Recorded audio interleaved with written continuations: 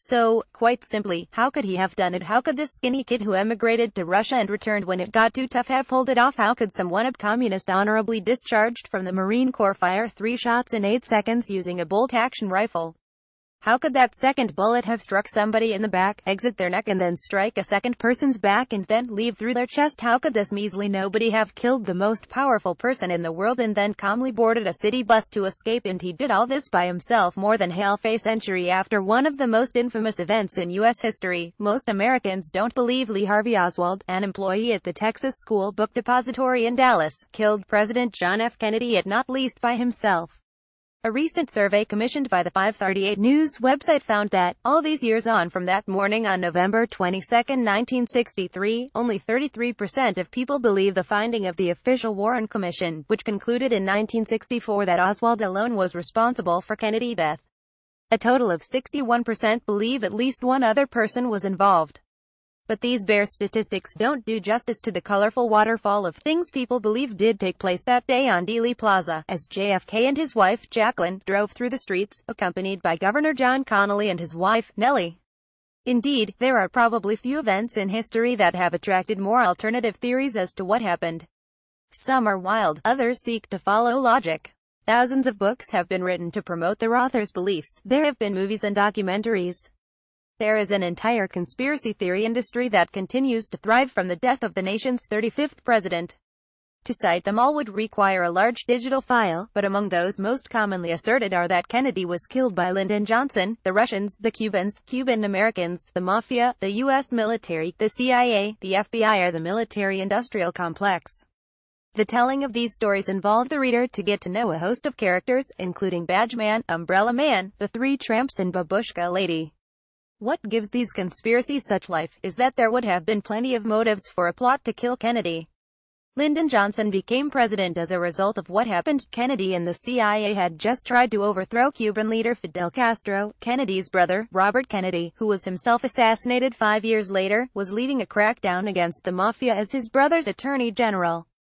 As Gerald Posner, a debunker of conspiracies and author of The Exhaustive Case Closed, a 1993 book that argues convincingly that Oswald acted alone, says this is not a case where the conspiracies appear groundless. In the Arab world there are theories that abounding that 4,000 Jews got the call not to go to work on 911. But this is not like that. There are plenty of reasons for people to believe in a conspiracy. You have a guy who spent time in Russia, who was interested in Cuba. And then he was shot 2 days later by someone who has low-level links to the mob. We all know people are willing to believe all sort of things if it suits their purpose or reinforces some fundamental belief. People such as Cliven Bundy and members of other militia believe the federal government wants to take their land and their guns. Others believe vaccines are dangerous, despite overwhelming medical evidence to the contrary. Some people insist climate change science is a hoax. And, of course, Donald Trump, the 45th president, found that plenty of Americans could be made to believe there was no way a man whose middle name was Hussein could have been born in America. For all of that, cold rational examination of the facts leads to the conclusion that Lee Harvey Oswald acted alone when he killed Kennedy using a Manlik or Carcano rifle he bought by mail order for $12.78. Forensics experts have shown how that second bullet, the so-called magic bullet, which never shed its full metal covering, could have struck Kennedy and then gone on to seriously injure Governor Wallace. And tests have shown Oswald did indeed have time to fire a third shot that struck the 46-year-old Kennedy in the head and deliver the lethal blow, making his convoys race through the streets of Dallas to Parkland Memorial Hospital, a journey in vain. Furthermore, although a 1979 report by United States House Select Committee on Assassinations concluded there was a second shooter, that was based on an audio that has since been shown to have been recorded after the shooting and did not contain the sound of gunshots. Kennedy was not a perfect man. He cheated on his wife. He risked nuclear Armageddon with the Russians. Yet the myth that was built around him even more so after his death was of a youthful, glamorous leader setting America on a positive, upward path. He literally promised to send a man to the moon. Against this, you have Lee Harvey Oswald, a man who may have suffered from mental health problems and who was able to easily buy a deadly weapon and kill the man who held the highest office in the land. Given the number of killings and attempted killings involving people with mental health problems, not least the 1981 attempted assassination of President Ronald Reagan, this ought not to surprise us so much.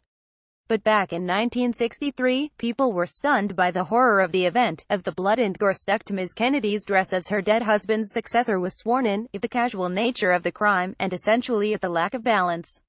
Posner quotes historian William Manchester, who said he sympathized with those who search for a broader conspiracy. If you put the murdered President of the United States on one side of the scale and that wretched waif Oswald on the other side, it does not balance, he said. You want to add something weightier to Oswald. It would invest the president's death with meaning. He would have died for something. Belfast Telegraph.